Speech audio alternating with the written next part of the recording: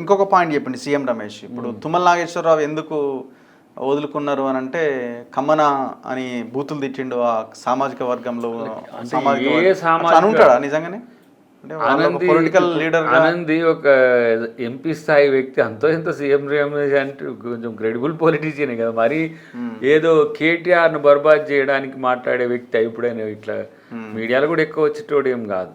దానికి సమాధానం అందుకని ఇప్పుడు మొన్ననే నేను తుమ్మల గారిని కలిసిన, ఆయన సుదీర్ఘ రాజకీయ చరిత్ర ఈ 40 ఇయర్స్లో ఎన్టీ రామారావు గారి నుంచి ముందు కాంగ్రెస్లో ఉన్నప్పటి నుంచి ఎన్టీ రామారావు గారు వచ్చిన కాంచి ఎట్లా తర్వాత ఎట్లా కేసీఆర్ వైపు పోవాల్సి వచ్చింది, మళ్ళీ ఎందుకు కాంగ్రెస్ చెప్పుకుంటూ వచ్చింది చాలా ఆయనది. అంటే నేను విలువలకు కట్టుబడి ఉండేటోని అని చెప్పి కొన్ని విషయాలు చెప్పిండలే. కానీ ఆయన లాంటివాడు కడియం శ్రీహరి లాంటివాడు. కడియం శ్రీహరి లాంటివాడు ఏంటి, ఒక క్రెడిబుల్ ఉన్న లీడరు, ఒక మంత్రిగా ఉన్న ఆయననే నేను అంటే జనగాం చేసిన కదా మొన్న ఇన్ఛార్జ్గా. అట్లాంటి ఆయననే వీళ్ళ పట్ల ఏహ్యభావంతో బయటకు వచ్చింది. అంటే సీనియర్ లీడర్లు ఎవరు ఉంటలేరంటే ఈయన ఎగ్జిటే, కేటీఆర్ ఎగ్జిటే అని నాకు అర్థమవుతున్నది. వాళ్ళు చెప్పలేకపోయి వీరు మాత్రం ఏకంగా కమ్మల్ని నమ్మట్లేరు, రెడ్లను నమ్మతలేరు, అసలు ఎవరి మీద ప్రేమ ఉంది. ఇప్పుడు ఆయనకి ఏదో దళితుల మీద ప్రేమ ఉన్నట్టు నేను పోయి మాట్లాడుతూ ఉన్నాడు. ఆయన ఏమంటే కూర్చొని సగవలుగుతున్నాయి ఈ 100 మాగదులు అన్నీ మళ్ళీ డప్పులు కొట్టుకుని మొదలు పెడుతున్నాయి. ఇన్ని రోజులు ఏడవని తెలియదు. కానీ వీళ్ళకున్న అంచనా ఏంటంటే మేము జనాలను పిచ్చోళ్ళని చేస్తాం, జనాలకు డబ్బుతో ఎగదలుతాం, ప్రభుత్వం మీద ఇష్టం వచ్చినట్టు మాట్లాడతాం, మళ్ళీ మేము అధికారులకు వస్తుందని ఒక భ్రమల్లో ఉన్నారు. కానీ సామాజిక వర్గాల పట్ల ఒక గౌరవం లేదు. ఇంకా బీసీల పట్ల అయితే ఇంకా ఘోరం అనుకోండి. ఇప్పుడు బీసీలకు 42% ఇవ్వడం అనేది బీజేపీ కంటే కూడా నాకు తెలిసి వీళ్ళకి అసలు ఇష్టం లేదు. నేను అది ఒకసారి మీకు చెప్పినా కూడా. ఆర్ కృష్ణయ్య గారు వస్తున్నారు. ఆ రోజు మేము ఈ కృష్ణా దాని మీద ఏంది పోతిరెడ్డిపాడు హెడ్ రెగ్యులేటరీ నుంచి రైట్ హందీనివా గడ్డికోట వరకు అలొకేషన్స్ ఎట్లా ఉన్నాయి అని ఆ రోజు విద్యాసాగర్ రావు గారు ఉండే. అప్పుడు కృష్ణయ్య గారు వస్తారు, ఆర్ కృష్ణయ్య గారు వస్తుండ్రు. అసలు ఉమ్మడి ఆంధ్రప్రదేశ్లో ఎంత జరుగుతున్నాయి అంటే 33, మనం 31 ఇచ్చేస్తే పోద్ది కదా, ఒక 3-4 పెంచి ఇంత సింపుల్గా అనడమే కాకుండా ప్రాక్టికల్గా వచ్చేవారికి 23-27 ఇచ్చింది చివరికి. అంతే 23 అంటే కొన్ని ఏరియాలో 18.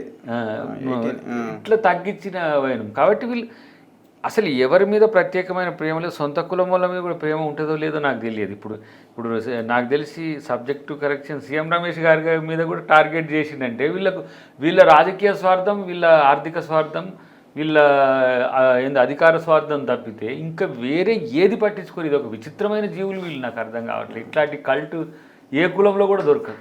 ఎట్లనో మరి తెలంగాణకు దాపురించింది. కానీ అధికారం కొరకు ఎంతకైనా తెగించడానికి సిద్ధపడే ఒక వ్యవస్థ తయారు. దాంట్లో మనోడు ఇంకా కేసీఆర్ అన్న జర అటు ఇటు ఉంటాడు. కానీ కేటీఆర్ మళ్ళీ కేసీఆర్ 3 కట్టలు కడితే కేటీఆర్ అయినట్టు నాకు అర్థం కావట్లేదు. ఈ దిగజాడుతారు సీఎంని ఏదో ఇంతకుముందు చూసిన నేను వాడు వీడు అని అంటే. ఇప్పుడు ఎందుకు కేటీఆర్ లాంగ్వేజ్లో చాలా చేంజ్ వచ్చింది. ఇప్పుడు చాలా మీటింగ్స్లో సింగిల్ వర్డ్తోనే రేవంత్ని కార్నర్ చేస్తున్నాడు. నేను అనుకుంటున్నా సార్ ఆరోగ్య సమస్యలు కూడా ఒకరికి కావచ్చు. ఆరోగ్యం ఆయనకేంది, యూత్ కదా, బీపీ షుగర్ లాంటివి ఉంటే కూడా అట్లా కొంచెం వస్తుంది. ఆ లాంగ్వేజ్ రాజకీయాల్లో ఇప్పుడు మేము ఒక్కసారి ఒక్క మాట తూలినందుకే 100 సార్లు ఫీల్ అయిన పరిస్థితి మీరు చూసిండ్రు, రిగ్రెట్ అయ్యి. మనోనికి అది ఏం లేదు, అట్లేం లేదు. అసలు పిచ్చిగా మాట్లాడుతున్నాడు. రీజన్ అయితే మేము 2.0 వాళ్ళం కావాల్సి వస్తే మమ్మల్ని మళ్ళీ జనం తిడతారని నా బాధ ఉన్నది ఇప్పుడు. ఎందుకంటే ఒక్కసారి అటు ఇటు అంటే గజ్జలకాంతం వేసుకుంటూనే ఉండదు అది ఎటు అంటే ఈ రెచ్చగొట్టే. ఇప్పుడు సీఎం కూడా మాట్లాడతారు, చాలా పరుషంగా మాట్లాడతాడు, ఆవేశంగా మాట్లాడతారు.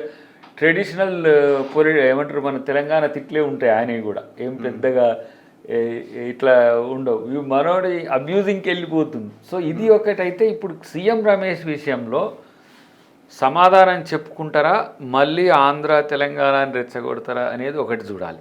ఇప్పుడు ఆల్రెడీ ట్రాక్ వీళ్ళు నేను హరీష్ రావు చూసిన కదా, ఆ రోజు చంద్రబాబే చేసిండ్రు, ఆ రోజు బనకచెర్ల ఇష్యూలో కూడా చంద్రబాబు చేసిండ్రు, రేవంత్ రెడ్డి టీడీపీ కాబట్టి అని అంటున్నాడు. మరి మీ మామ ఏం పార్టీ? మీ మామ మూలం అదే కదా. సరే మీ మామ అయినా చంద్రబాబు అయినా కాంగ్రెస్ నుంచి వచ్చిన వాళ్ళు అది వేరు విషయం. కానీ మొదటి నుంచి అండగాగి ఆయన నాయకత్వంలో పనిచేసిండ్రు కదా మీరు చాలా సుదీర్ఘకాలంగా. ఇంకా రేవంత్ రెడ్డి గారైనా ఇంకా జూనియర్, సహచరుడు ఉద్యమం ఏంది మన రాజకీయ సహచరుడుగానే చెప్పుకుంటాడు. ఆయన గవర్నమెంట్లో ఉన్నప్పుడు ఈయన ఏం చేయలే, ఈయన డిప్యూటీ స్పీకర్ అన్న అయిండు, ఒకసారి ఏదో మంత్రి కూడా అయిండు, ఈయన రవాణా శాఖ మంత్రి సంథింగ్ అట్లాంటి ఏదో. ఎవరు ఈయన చంద్రశేఖరరావు రవాణా శాఖ మంత్రి కదా చంద్రబాబు హయాంలో. చంద్రబాబు హయాంలో అయిండు. మరి ఆయన కంటే ట్రాన్స్పోర్ట్ ఆయన కంటే మరి ఈయన ఎక్కువ ఎట్లయితాడు? ఆయన కంటే రేవంత్ రెడ్డి గారు ఎందుకు ఎక్కువ శిష్యుడు అవుతాడు? వాళ్ళ మంత్రివర్గంలో పనిచేసి వాళ్ళ కింద పనిచేసి. ఇప్పుడు అంతా టీడీపీ బెల్టే కదా, చాలా మంది పోచారం, అంతకుముందు పోచారం ఉండే, ఇప్పుడు తుమ్మల నాగేశ్వరరావు అక్కడి నుంచి, అదే మళ్ళీ ఇలా పాత మూలాలు రక్కితే కాంగ్రెసే వస్తున్నది. పాత మూలాలు అంటే లేపితే సరే. ఏది ఏమైనా ఇప్పుడు జరుగుతున్నదంటే మళ్ళీ తెలంగాణ ఆంధ్రాని రెచ్చగొట్టడానికి చేసే ప్రయత్నాల్లో కేటీఆర్, హరీష్ రావు చాలా సీరియస్గా వర్కౌట్ చేసుకుంటున్నారు. కానీ వీళ్ళకి వెనుకకు చూసుకుంటే వాళ్ళ పేరు భారత రాష్ట్ర సమితి ఉంటుంది అనేది వాళ్ళు అర్థం కావట్లేదు.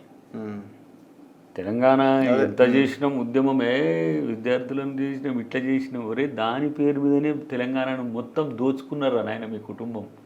మీ కుటుంబం కాదు, మీ చుట్టుపక్కల ఉన్నోళ్ళు కూడా విద్యార్థులకు అన్యాయం చేస్తే పట్టించుకోలే, మహిళలకు అన్యాయం చేస్తే పట్టించుకోలే, రైతులను మోసం చేస్తుంటే పట్టించుకోలే, దళితులను ఎన్ని సంఘటనలు చేసినావు, ఎన్ని వీడియోలు చేసినావు, నేరెళ్ళ నుంచి మొదలు పెడితే మాతని, అసలు ఎన్ని అకృత్యాలు వీళ్ళ కాలంలో. ఇప్పుడు గతంలో చేసిన తప్పులు చేయమంటుండు మనోడిగా, మర్చిపోతారు. ఇక ఈయన చేసిన అన్ని మర్చిపోయి కాంగ్రెస్ పార్టీలో ఎవరైనా అట్లా చేసి తప్పించుకోవడానికి ప్రయత్నం చేస్తారా? ఈజీగా పార్టీనే శిక్షించే పరిస్థితి ఉంటుంది ఎవరైనా ఇట్లాంటి అకృత్యాలు చేస్తే. ప్రత్యేకించి ఈ మధ్యకాలంలో వీళ్ళ యొక్క మార్పుకు మాత్రం కారణం ఎవరు వీళ్ళని పట్టించుకోకపోవడం అని ఇప్పుడు అర్థమవుతుంది నాకు. ఇప్పుడు పాడి